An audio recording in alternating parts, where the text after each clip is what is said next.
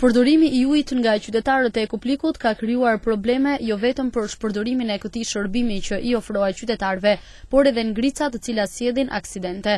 Janë veç qytetarët të cilët denoncojnë këtë fakt, duke i bërë thirrje të gjithë konsumatorëve që të mos shpërdorojnë ujin e pishëm, aq më tepër në këto temperatura të ulëta, të cilat kthehen në ngrica dhe rrezikojnë shkaktimin e aksidenteve.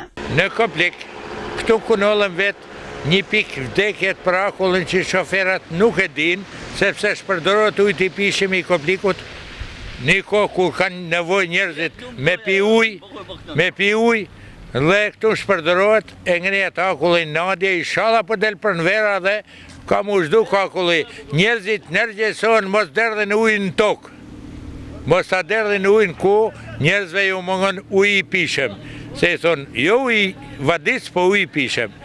Dhe këtu, për mua është një gabim i madh. Këtu ku në mund, ka nëllë 6 neshe makina, është jo aksidente me vdekje. Në këtë pikë ku në mund, ka nëllë 6 makina shkatrua. Këto aksidente kanë ardhur sepse qezmet që janë publike ose personale derdhetojnë rrugë male në asfalt. Këta duhet ta kenë konsiderat populli, sepse edhe kryetari i bashkisë nuk ka qa banë se nuk më rrinë dere për dere me në rujt ne ku dere dhe mujna.